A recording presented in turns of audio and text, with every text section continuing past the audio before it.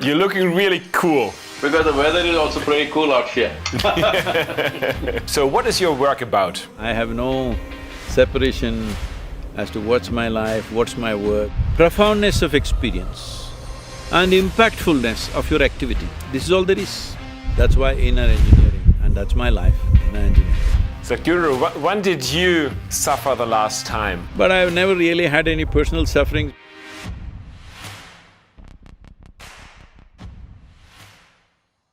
Namaskaram, Alex. Hey, Sadhguru, nice to meet you.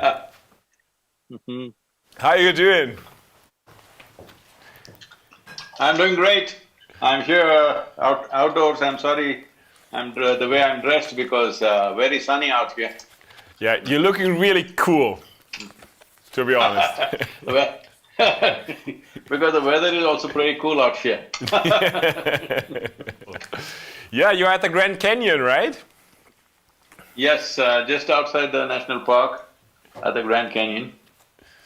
To be honest, it's not so often for me to talk to a guru. When I'm thinking about a guru, I'm thinking somebody being in India, being in a temple, and now there's a guru in front of me sitting at the Grand Canyon in California doing a motorbike tour and wearing really fancy sunglasses.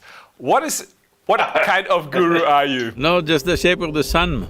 Nothing fancy about it. The sun is round, so I thought best to wear something round to protect myself. Very sunny out here. So, your entire life you have an amazing impact on people. Today, many people following your ideas about leadership, about self-development, about coaching. So, what is your work about? What's my work about? I think it's better you reframe that question as what is your life about? Because I have no separation as to what's my life, what's my work, what is my this and that, I just have life. So have you and so have everybody. You don't have anything other than your life. The only thing that you have is life, rest is all imagination. Right now, because a few things are collapsing, because of the pandemic, people are thinking their life is going away. Unfortunately, a million people have lost their life, that's a different matter. People have lost their dear ones, that's a different matter.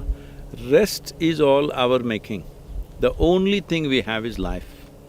So how to make this life happen at its peak, every moment?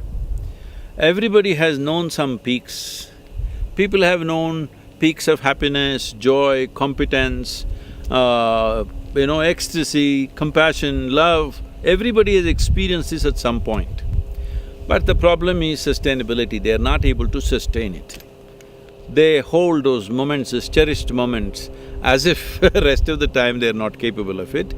This has happened simply… See, suppose because you're German I'm saying this, suppose you guys… you're making good cars, let me acknowledge you, I'm also driving one. Even my motorcycle is German right now. So, you're making good machines. Suppose you make a motorcycle or a car which starts only once a month it starts, rest of the time you can't start it. You will junk it or no? So right now people are like this, once in a way they are in their peak, rest of the time they are down, simply because they have not engineered themselves properly. So, my work and my life is about helping people to engineer themselves so that they are at the peak of their experience. Because when it comes to life, there are only two things, what you call as my life. Profoundness of experience and impactfulness of your activity, this is all there is. Without profoundness of experience, impactfulness of activity is hugely crippled. Without a strong experience within you, you cannot impact the world in a big way. So, activity is about impact. Life is about profoundness of experience. People may think, no, that's not what I want money, I want family, I want love, I want children, I want wife, I want husband.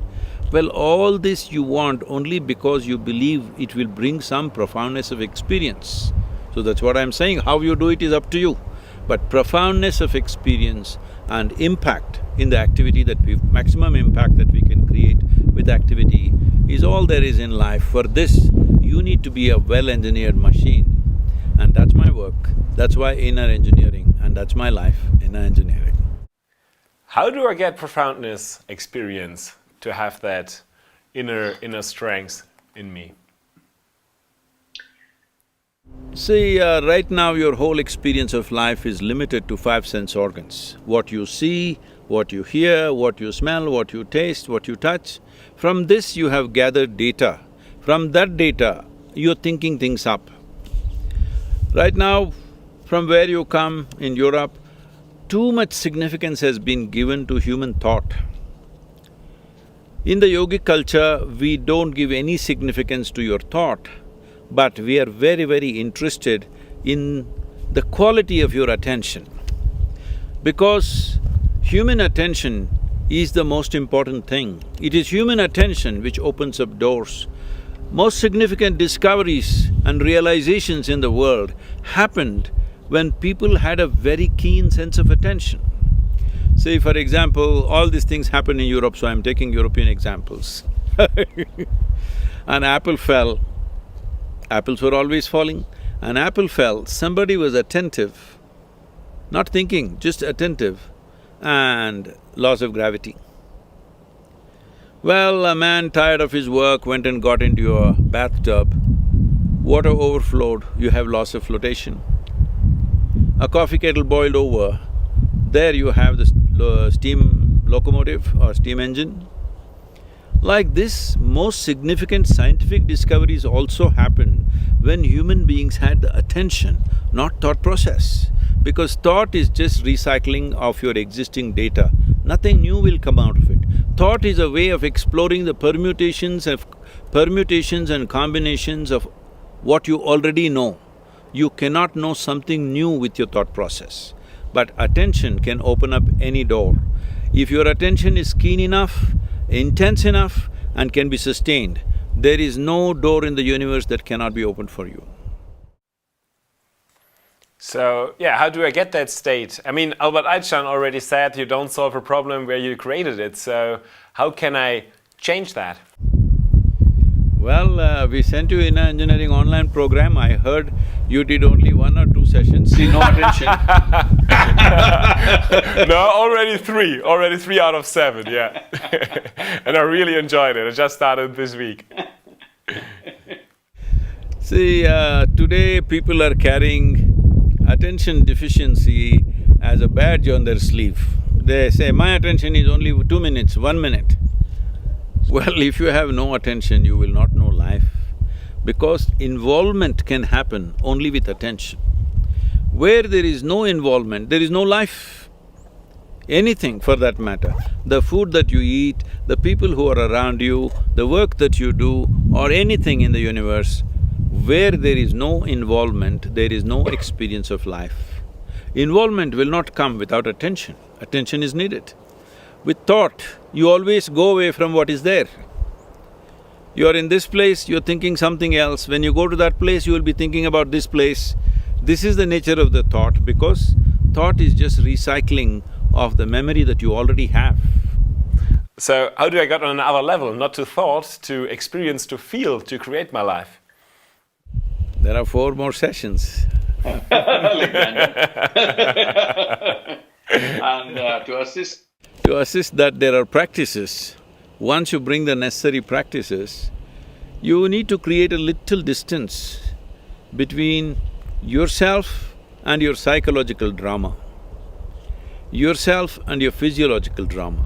Why this distance is needed is, what you call as my body or your physiological structure is an accumulation of the food that you've eaten, or in a way, it is a piece of the planet that you have gathered. Most people don't get this when they're alive.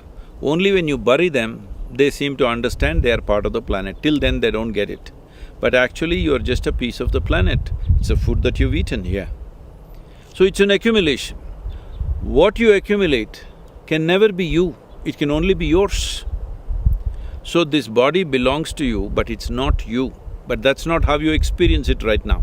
You experience it as myself. Similarly, all the content that you have in your mind is also accumulated over a period of time. Through the sense organs, by seeing, hearing, smelling, tasting, touching, we have gathered information. What you acquire can belong to you, cannot be you. So if you create a distinction between what is you and what is not you, or in other words, if a little bit of space arises between you and your body, between you and your mind, then you are free from this entire process. Now you can conduct your body and mind according to your will. See, your body and mind are supposed to take instructions from you, but most of the people are… See, 95% of the human suffering is because of their own mind, all right? Most human beings are suffering their own intelligence. To give you this level of intelligence, it took millions of years of evolution, and now people are suffering this. Now they want to soak their brains in alcohol every weekend so that, it doesn't work for 2 days and it gets some relief. Problem is that your own intelligence has turned against you because you never paid attention as to how to take charge of your own faculties. People are suffering their own thought and emotion. People are 50, 60 years of age, still they have not figured out how to handle their thought and emotion. When will you figure it out?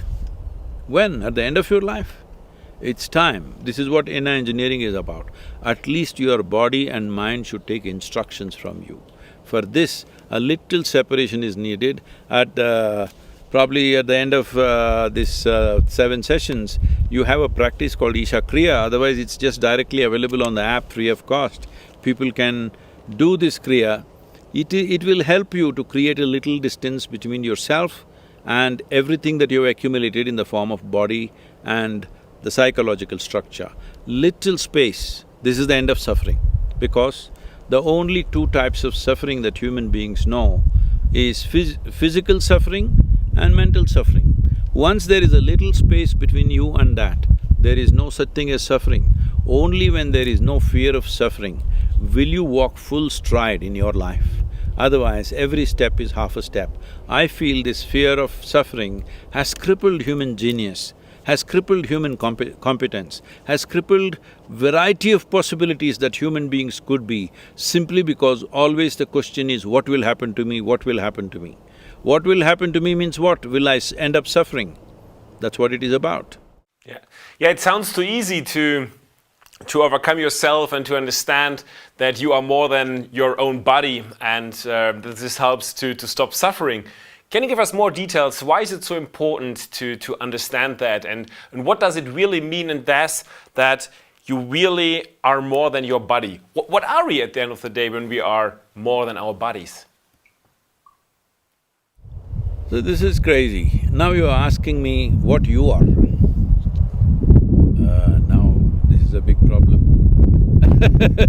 See, if you don't know what you are, whatever you do will be wrong, isn't it?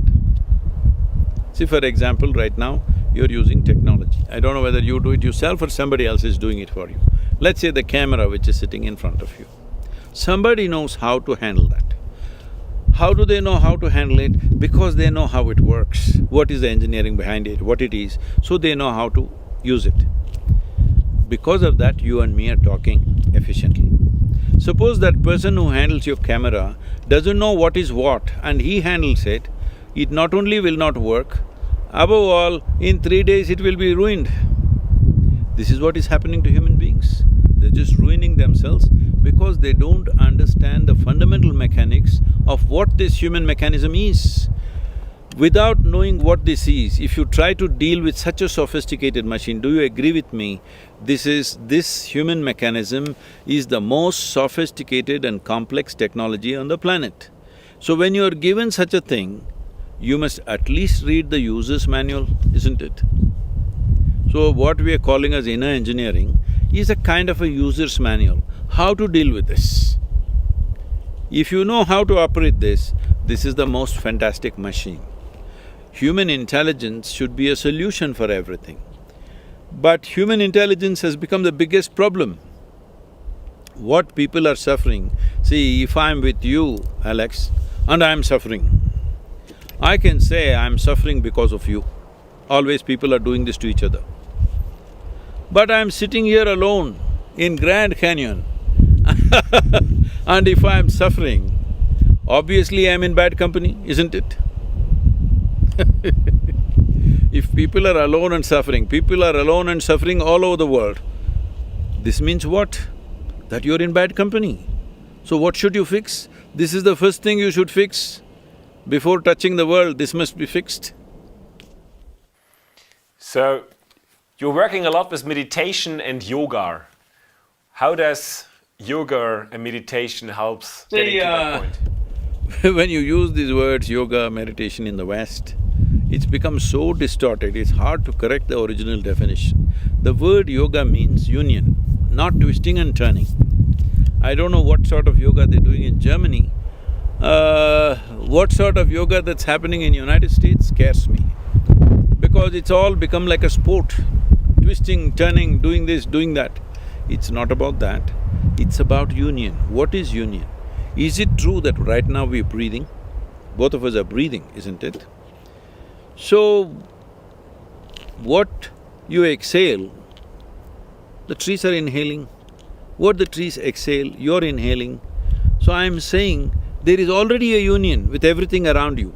We can take this into subatomic, particle level. We can talk about atomic energy and see how the whole universe is connected.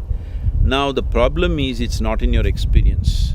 Right now, you think you are a small cubicle by yourself and you feel oppressed by the rest of the creation, not understanding the rest of the creation is sustaining you every moment. So yoga means what is already true, you realize and you begin to experience. You begin to experience that everything is one. I just used this simple process of breathing with trees and started a movement with which millions of trees have been planted right now, where the green cover in this particular state has gone up by 7 to 8% in the last 18 to 20 years' time, simply by people experiencing that what we exhale, the trees are inhaling, 1/2 of my breathing apparatus are actually hanging out on the tree, and it's a fact. But people don't experience it that way. When you experience everything as yourself, then you're in yoga. How you get there is up to you. Inner engineering is a scientific methodology as to how you can remove the barriers which is not allowing you to experience that. So, these barriers are systematically removed because these barriers are installed by you out of the fear or out of the instinct of survival. See, there are two fundamental forces ruling a human being. One thing is the instinct of survival. When the instinct of survival is up, you want to build a wall against the world. But there is also another dimension within you which wants to expand. If you're whoever you are, whatever you are, you want to be something more than what you are. If that something more happens, you want to be something more. This goes on endlessly. Even if I make… your name is Alexander, suppose according to, your namesake's ambition, I make you the emperor of this planet. Will you be fulfilled or will you look at the moon and the sun and the stars and the galaxies? You will look at it, isn't it? So, you have a longing. This is not installed by anybody, instilled by anybody. This is not a teaching or a philosophy. This is a natural longing in a human being to expand limitlessly. If you want to expand limitlessly, can you do it physically? If you try to do it physically, you will end up as a disaster like Alexander the Great, because half the world conquered, a miserable man, and in the end, an Indian mosquito kills him, all right? That too a female mosquito kills him because trying to physically expand will lead to a disaster. So once you understand your expansion or your desire is not about something more, it's about all. It is just that it's coming in installments in your mind. But actually, if you sit here and look at it, what would be absolutely fulfilling for you? You want to expand limitlessly. Limitlessness or boundlessness is not possible in the very nature of physical life, because physicality always happens with a defined boundary. If there is no defined boundary, there is no physical sense. So there is something within you longing to experience life beyond physical nature. Your tango with physical world is only because of the body that you have gathered, isn't it? It's only because of the body that you have gathered, you have a certain relationship with the physical world. Otherwise, you have no relationship with the physical world. So, physical body is very necessary to walk this planet, but it is your vehicle. It is like you got into your BMW. I'm using the word BMW because these are the three traps: body, mind and the world. You get involved and entangled in this. You drove your BMW, but somewhere you want to get out of the car, isn't it? You don't want to live in the car for the rest of your life. As a vehicle, it may be a good vehicle, but when time comes, you must to get off. Right now, that ability you have given up. Inner engineering is a process to give you this, that if you sit here, your body is here, your mind is there, what you is little away from these two things. Once this happens, this is the end of suffering. Once there is no fear of suffering, once you're joyful by your own nature, not because of something else, only then you can truly unfold your genius. Right now, I see that human genius, human competence, human ability to do things is simply being crippled because of the fear of suffering.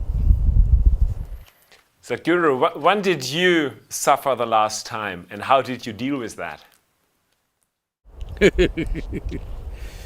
When did I suffer the last time? I don't think I've suffered.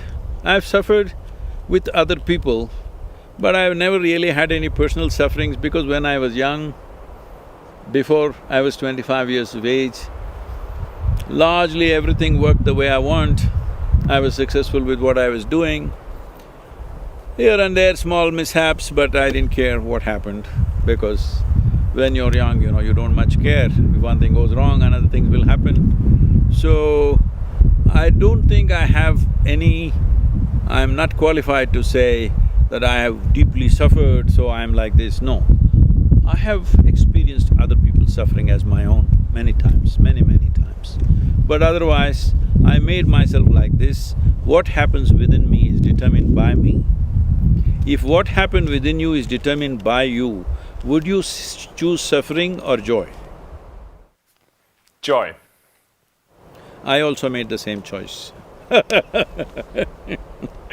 It sounds so easy when it comes out of your mouth, that we only need to understand that we only need to understand that we are more than our bodies. Can you give us more ideas? Understanding is not good enough, you need to experience. If it becomes experientially true, everything will fall into place. Right now we are trying to intellectualize everything. No, intellect is not capable of that. Intellect is… would you like a sharp intellect or a blunt one? Please tell me, I'll bless you. Sharp? Sharp. So you understand, intellect is like a knife, it's a cutting instrument. So for cutting it is good, you can dissect everything with your intellect, the sharper it is, the better it is. But suppose you want to stitch something, but you have only a knife and you stitch with your knife, you know what is the result. That's all that's happening to people right now. The more they use their intellect, the more distorted they're becoming. Tell me whether educated people are suffering more or uneducated people are suffering more in the world. Uneducated people suffer if they don't have food, if somebody tortures them, torments them. Educated people are on self-help, they torment themselves all the time because they're trying to do everything with a knife. Let's say a speck of dust got into your eyes and you try to remove with your knife, you know what happens to you. So, I know that you care a lot about nature, about our environment, and that you are maybe a bit scared about what happens over the next years or decades. Can you give us some ideas what you are seeing out there and what do you think, how we can save, so to say, our nature, our human's future? What is necessary? One immediate thing that needs to be attended to is the soil degradation. I was at one of the UN agencies, they asked me, Sadhguru, what are the three things that we must act upon immediately? I said the three things are soil, soil and soil. Because the soil degradation is doing biodiversity loss at a pace that we cannot replace. If this continues for another 30 to 40 years, then the losses that will happen to us is incalculable. We have never seen anything like that. Those kind of things will happen. Probably first it will happen in tropical lands, most probably. We could be wrong, but most probably it could happen in tropical lands. So people who are living in temperate climates think it is not going to affect them.